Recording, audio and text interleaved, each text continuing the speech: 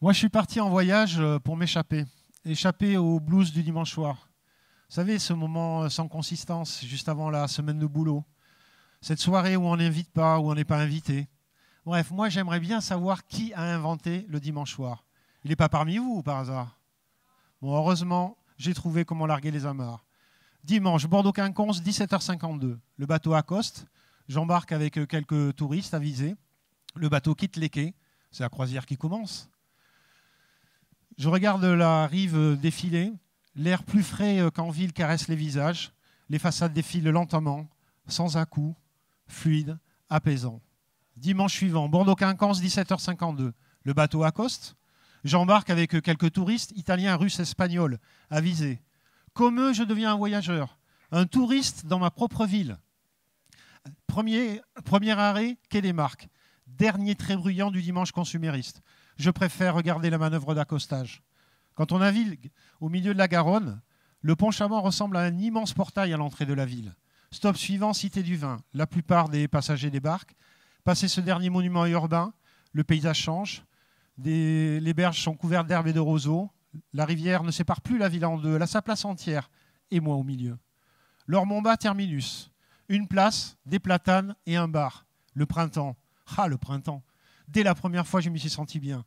Je reste discret, j'observe, je commande un verre à la serveuse et je profite de ce moment à ne rien faire. Le lieu est vivant, la langue y est fleurie et énergique. Je l'ai baptisé le casino à gratter, temple des jeux de hasard sur carte, du tiercé et du pari sportif. Ça gratte, ça trinque, ça interpelle, ça vanne. J'ai fini par mettre quelques prénoms sur certains visages. Il y en a un qu'ils appellent Vendredi. Vendredi ? Une île au bout du voyage, mais tout fait sens. Ah, mais voilà le bateau qui revient. J'embarque donc pour le trajet retour. Je suis à l'extérieur. La plupart des passagers restant au chaud. Il fait nuit noire, on navigue sur une Garonne d'encre. Le paysage est fantomatique jusqu'à la Cité du Vin qui, ce soir-là, est encore éclairée. C'est assez rare. Passé le pont Chabandelmas, on longe les quais où quelques coureurs nocturnes ont remplacé la foule du dimanche. Dans quelques minutes, je vais retrouver Bordeaux, forcément habité, agité, mais je débarquerai à Bordeaux-Quinconce débarrassé de mon humeur maussade. Autre dimanche, Bordeaux-Quinconce, 17h52, toujours à l'heure le bas de cube. La win de la ponctualité dans le domaine des transports en commun. Ces rendez-vous chronométrés m'ont grandement servi pour mettre en place ce rituel du dimanche et lutter contre mon blues. Et quelle est la géniale personne qui a baptisé ce bateau le bas de cube? J'ai fini par comprendre le logo sur le trajet retour, par une nuit noire. Quelques chauves-souris et je me prenais pour le Bruce Wayne de la Garonne. Le justicier défendant les opprimés du cafard dominical géant. Autre dimanche, Bordeaux-Quinconce, 17h52. C'est mi-février, il fait super doux. Il y a du monde au ponton. En plus, c'est le plus petit des 3 bas de cube, donc on va être bien serré. Je me retourne, je vérifie quand même que ce n'est pas Robin qui pilote. On navigue tranquillement, il fait très doux jusqu'à Lormont. Arrivé sur la terrasse, elle est remplie. La serveuse Jessie m'apporte mon verre et me dit « C'est pas normal cette chaleur, non ?» Je suis bien d'accord. Mais ce soir, les oiseaux chantent dans les platanes et mon verre est encore meilleur. Sur la terrasse autour de moi, ça discute ferme des codes du match du soir PSG Marseille. Sur le trajet retour, passé le pont-portail Chabandelmas, on passe devant Cap Science, dont la façade illuminée change de couleur au gré de mes croisières. Mystère non élucidé.